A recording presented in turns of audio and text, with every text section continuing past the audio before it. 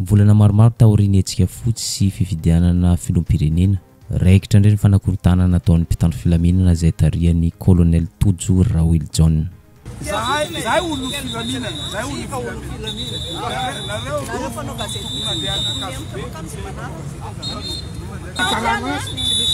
Mon colonel, ça n'a plus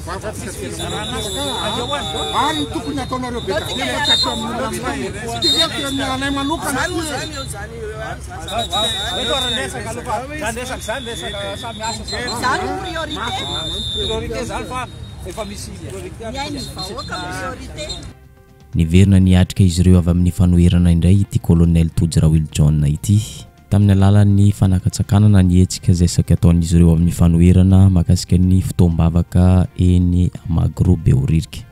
Araka ny hitantsika amin'ny sary ity dia nitsiky fotsiny sy teny New May raha niverina niatrika ny colonel Tuju Rawil John sy ny ekipany izay irakiraky ny fitondram-panjakana. Ndao somary averintsika ambolohany kely ity tranga ity. Nanao fanambarana izy ireo avy tao amin'ny firaisankina fa anao fotoam-bavaka eny amin'ny Magro Beoririka androany fa 4 ny volana septambra 2024. Ny antony dia ho fitsofan-drano any firotsakofidiny Marikara Valomanana filoteo aloha sy fitrotronan-bavaka ny fizotran'izany Antsaka sy Andavany. Iny ihany no ela efa feno rakotra mpitandro filaminana ny manodidina Magro rehetra sy ny Ambojatovo ary ny kianjan'ny 13 May. Nefa kianjan'ny Magro no anatanterana ny fotoam-bavaka fa tsy famorim-bahoaka tsotra izao. Marihana fa efa nanao taratasy fangatahana na fampilazana ny prefet Antananarivo izy ireo makasika ny fotoam-bavaka izay saika ataon'izy ireo androany. Iny moa araka ny hitantsika io dia ny mpitandro filaminana no nalefan'ny prefet avy any namaly ny fangatahana izy ireo.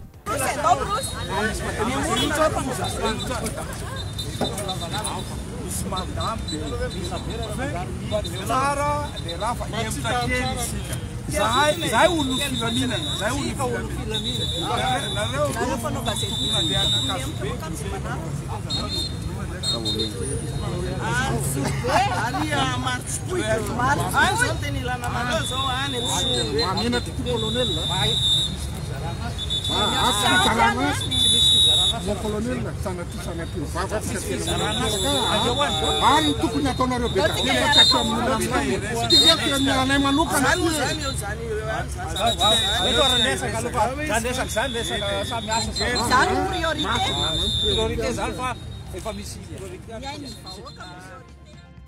Araka ny fahafantatsika moa ny ziriziry mpitandro filaminana nanakana ny hetsika izay saika ataon'izy ireo na fotoam-bavaka fitrotrona ambavaka ny firotsakofidiny filoteo aloha Marikara Valomanana. Araka izany dia nandeha ny fampiresahana teo amin'ny reto solombavambahoaka sy ny colonel Tuju sy ny ekipany. Rehefa nandeha ny fampiresahana dia toy izao ny resaka novoizin'izy ireo voalohany. Manoloana ny fahatongavan'ny reto mpitandro filaminana tonga tsy nantsony reto. Tokony any amin'ny toerana tsy mandry fahalemana no tokony ho hisy mpitandro filaminana tonga tsy nantsona toy izao. Betsaka ny faritra mila ny mpitandro filaminana hiaro ny vahoaka sy ny fananana. Hoy izy ireo raha niatrika ny colonel Tuju Rawil John. Namaly colonel Tuju Rawil John fa resaka hafa zany fa ndao resahana ny toejava-misy eto zao. Tsy nisy izay nirarahiny an'izany resaka fandriam-pahalemana zany fa efa misy tompona andraikitra misahana an'izany any amin'ny isam-paritra rehetra any.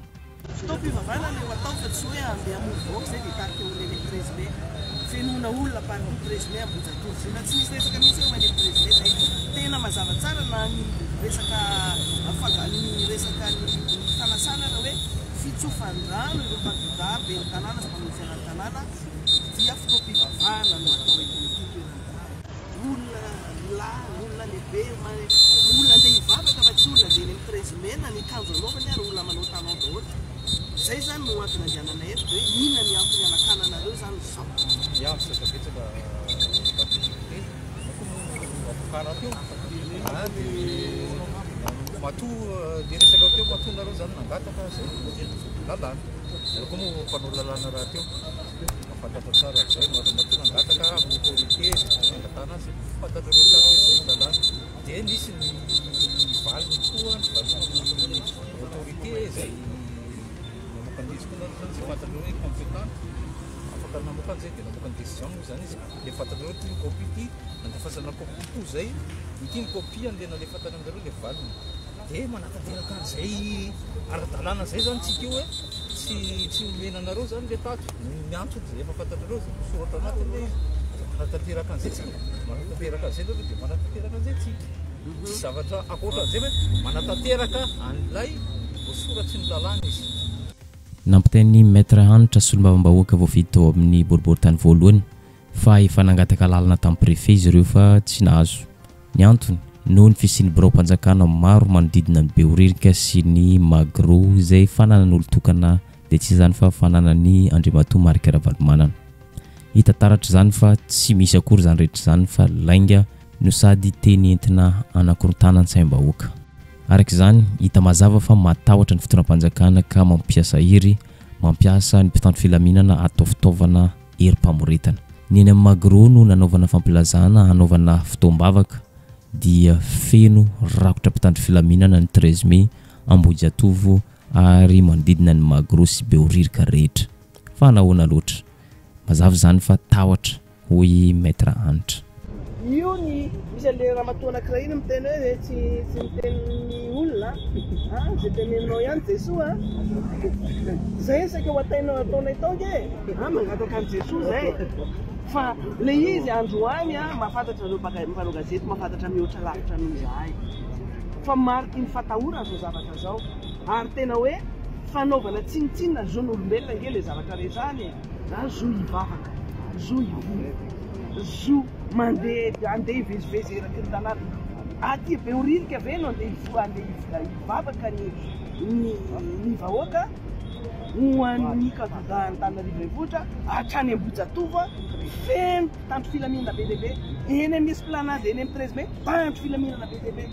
eto amin'ny Magro mpitandro filaminana be lehibe ary averiko le zavatra nytenenina teo tamin'ny colonel Doutio hoe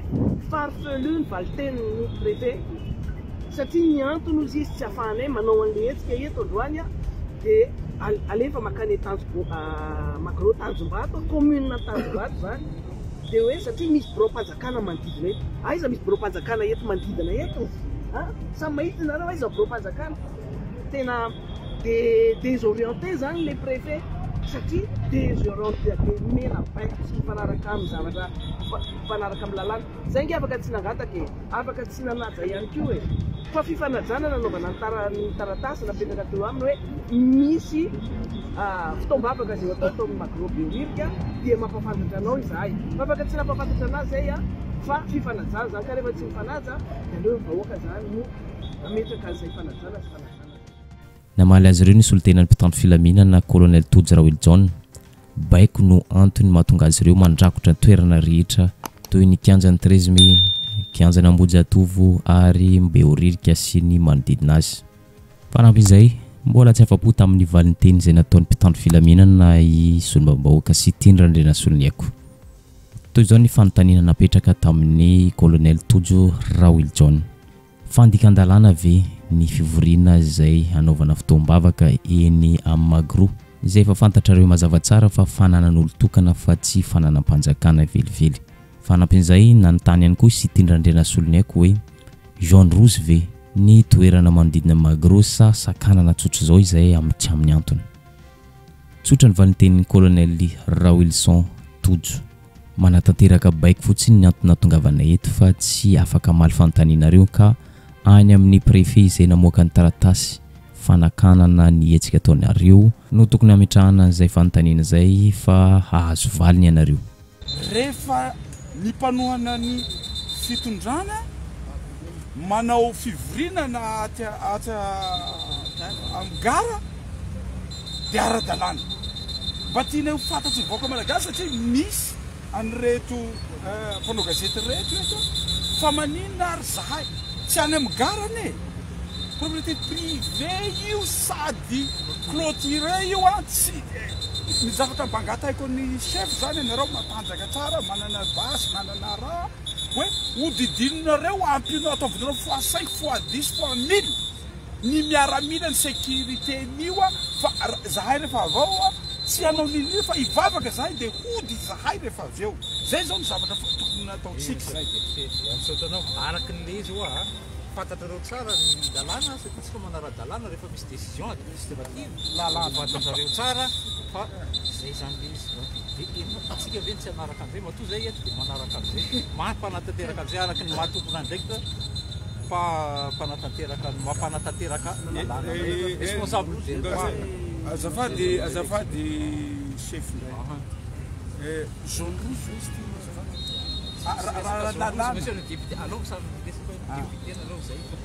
manontany anao jaune rouge ve izy satria matahotra mako ao hoe tsy jaune rouge hoe tsy manara-dalàna zany zahay raha miditra ao zay re tianao tyvoaka malagasy hitanao ity ohatra décision ty hitanao nareo mamoaka lalàna mamoaka lalàna zao dia tsy voarahantsika ary ve le lalàna le izy rehefa samby nienjana ihany tady ny mpitandro filaminana manana basy ny avy amin'ny fanoherana tsy manana ninina fa hevitra sy fijoroana amin'ny fahamarinana no sisa hijoroana izy ireo. Ny resaka tampanao gazety solombavam-bahoaka sy teny randrena soloniaiko laza izy fa malemy ity fitondrana ity. Fitondrana malemy ihany no mampiasa herim-pamoretana, mampiasa force. Efa hita mazava zao fa tsy misy antony tokony hisakanana anay hoeny magro be horirika fa ny tadiavana hevitra amin'ny fomba rehetra anakanana anay mba tsy anao fitaom-pivavahana, mba tsy anao fivoriana etsero. Hita mazava fa bureau mpanjakana zay lazain'izy ireo be horirika dia diso zany, tsy misy bureau mpanjakana eto be horirika ho izy teny randrena soloniaiko fa fanadalana saim-bahoaka fotsiny na politika maloto entina aminganana ny firotsako-vidiana ny hafa. Zava ny tena marina resaka politika io fantaratasina alefan'ny préfet feno brao mpanjakana eto amin'ity toerana ity. Izay no tsy azo ananovana le izy raha jerentsika ty aizeto no brao mpanjakana eto dikan'izay tsy marina re tompoko fa resaka politika fatahorana averiko fatahorana ny mpanohatra izany fitondrana malemy ny fitondrana mampiasa force averiko fitondrana malemy ny fitondrana mampiasa force raha matanjaka izy misy fanohanana avy amin'ny vahoaka raha matanjaka izy manana majorité tsy mampiasa force zany fa matoa fa mampiasa force izy fitondrana malemy izy zay. Nanamafy ihany koa izy teny randrena soloniaiko fa verezina zo ny solombavambahoaka tsy mahazo miteny na mitondra tatitra amin'ny distrika hafa ny solombavambahoaka fa tsy maintsy amin'ny toerana mahavoafidy azy. Ka zao ankehitriny zao verzo ihany koa ny candidat hirotsako-vidiana ho ben'ny tanàna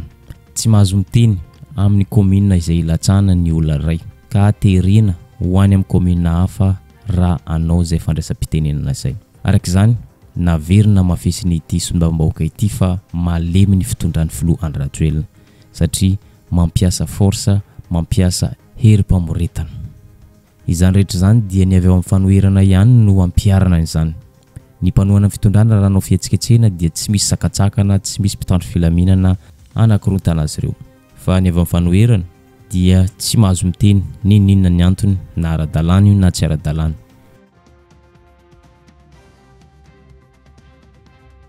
Raha ny olona mpanohana zao fitondrana zao manao fihetsiketsena ao Antananarivo dia mahazo lalana fa raha izahay kosa vao mba hivavaka amin'ny toerana privé clôturé dia tsy mahazo lalana ka araka ny teninay tamin'ny sini teo zany dia napetranay faindreny sini izay zavatra zay mba hitovy ny fitondrana sy ny fanapahan-kevitra sy ny zavatra azo atao ny candidat rehetra eto a Madagasikara fa tsy eto ihany. Tsy hita moa izy ity fa izahay reto dia solombavambahoaka fa solombavambahoaka tsy mahazo miteny solombavambahoaka ny Madagasikara tsy mahazo miteny any amin'ny district hafa. Zao ndray koa fa madika koa ny baolina lasa le candidat eto amin'ny commune anankiray eto tsy mahazo miteny eto amin'ny commune koa izy fa findra any amin'ny commune hafa any Tanjombato ka tsy hita marina inona ny tokony hataony ty fitondrana ity. Zay no itenena koa fitondrana malemy mampiasa force zany firenena raha manana ity aoka ny zavatra atao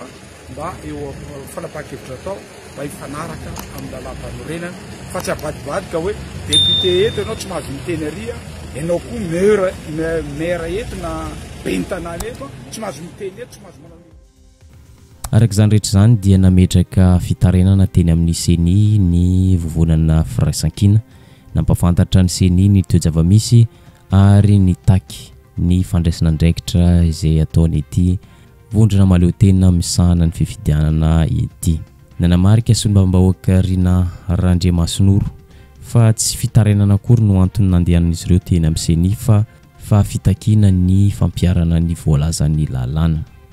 araka ny resaka ny fanaovan'izy ireo tamin'ny CENI moa dia hiezaka no mivalinteny ny CENI amin'ny fotoana mamety azy androany ilay zany fanamafisina ny voalaza zay akory tsy hoe mitaraina fa zay mitaky araka ny lalàna satria mazava tsara mihitsy ny voalazan'ny lalàna zany ao amin'ny 2015-020 article 8 dia fahefana feno anana amin'ny CENI no mametraka araka itsy andraiky ny CENI no mametraka tontolo milamina mba ahafahana manatanteraka fifidianana mirindra sy andraisan'ny rehetra anjara ary mitovy dia nitaky an'izay fandraisana andraikitry ny CENI zay tety zany ary rehefa natao moa ny fifampiresahana dia milaza fa ivona CENI ary ame valiteny anay amin'izay fandraisana andraikitry ny CENI androany any izy dia efa mihazy valiteny zay hoe inona no mety ho endrika fandraisana andraikitra zay takiany lalàna aminy satria fahefana fenonana ny CENI mametraka tontolo milamina manodidina ny fifidianana mba ahafahana mizotra am-pilaminana an'izay fifidianana zay dia miara-maheno eo zany tsika hoe inona andraikitry ny CENI zay koa mbola tsy maintsy hitako zay any amin'ny préfecture hoe inona moa zany le asainao tsy ahafahana manao an'le hetsika milaza izy fa misy instruction permanente mihitsy any inona le izy mba ahafahanay manao ataky an'izy any amin'ny conseil d'état sy ohatr'izay dia mitaky araka lalàna zany zay io zao fa tsy hoe sanatria kory hoe sakatsakanana ery dia hoe lasa nandeha mitaraina na mitorina inona fa mitaky ny fampiarana ny lalàna eto ny firenena hitam-pamaranana dia andao hojeretsika ankaiky ny fanehoan-kevitry Gasikara Fensoa sombam-bahoaka voafito ao amin'ny boriboritany fahatelo ilaza izy tao amin'ny page Facebook iny fa tsy maintsy misy foana ve ny sakantsakana eto amin'ny firenena tranga roa samihafa no niresahany tamin'ny page Facebook ny voalohany ny fanakatsakana ny Moreg ny candidat Marc Ravalomanana sy ny team vondrona firaisan-kina ny faharoa ny fanakatsakana ny candidat mpanolontsaina ny mouvement Gasikara malona ny fanakatsakanana ny firotsako fidiny Marc Ravalomanana sy ny etsika zay saika anaovana fotoam-bavaka toy izao ny fanehoan-kevitry Gasikara Fensoa ankatoko ny fifidianana isika fomba fanao républicaine any amin'ireo firenena demokratika toy ny États-Unis sy Frantsa ny manatanteraka meeting maromaro mialohan'ny propagande ifampizarana hevitra hiadian-kevitra sy ifanaintanana olona andeha hifidy ary indrindrandrindra fa iresahana ny programa anasan'ny candidat aiza tokoa moa ny mpanao politika sy ireo mpiarady aminy no afaka aneo hevitra raha tsy misy ireny fotoany ireny avelao alalaka ny fanehoan-kevitra sy famorim-bahoaka hoy Gasikara Fensoa na dia tsy mitovy aza ny hevitra taratry ny fahalalan-tsaina sy mahademokraty ny mpitondra sy ny firenena izany tranga faharoa candidat mpanolontsaina ny mouvement Gasikara iray tantsaha any Avaradrano nanantona ny sampandrara ny etra mba haka ny état 211 bis terena nangana orinasa izy ary andoa etra efa taona be zao ka eo amin'ny 200,000 ariary ny iray taona zany hoe tokony andoa vola eo amin'ny 800,000 ariary zany io tantsaha io vao mahazo taratasy ahafahany milatsaka ho fidiana ho ben'ny tanàna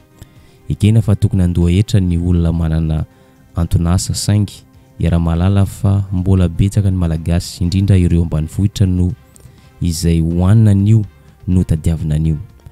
ary mba handray anjara amin'ny fiainam-pirenena hiandrandrana ny fanovana hialana amin'ny fahasairana no antony irotsano fidiana kanefa dia voasakana sady izy vao manangona antota taratasy miantso ny mpitondra sy ny CENI hijery ny tena zava-misy raha tsy hoe anga efa napetraka fa natokana ho an'ny mpanambola ihany ny fifidianana eto amintsika farany Madagasikara dia ny safidy ho demokratika. Gasikara feno soa, say, mahitsy, feon'ny vahoaka. Hitantsika miariary fa tsy maleo tena amin'ny asan'izay sahany ny mpitandro filaminana. Efa ataon'ny fitonam-panjakana fitaovana anaovana herim-pamoretana ny mpitandro filaminana ankehitriny. Araka izany rehetra zany mahalasa saina tokoa hoe hoaiza ity Madagasikara malalantsika ity. Ny mpitandro filaminana izay mpiaro lalàna, mpampiatra lalàna no lasa mpiaro ny fitondram-panjakana, miaro ny tombotsoan'ny olombitsy. Mpitandro filaminana izay fantatra fa miaro ny vahoaka sy ny fananany, ankehitriny lasa miaro ny mpitondra, miaro olombitsy sy ny fananany. Mahalasa dinika tokoa hoy ny fitenenana hoe ny fotoana manova zavatra. Ho hitantsika eo ny fivoaran'ity toedra raha ity. Ary izay koa marina ny vidéo antsika androany, azadino misabone sy manisy izay amin'ny vidéo antsika amin'ny manaraka indray.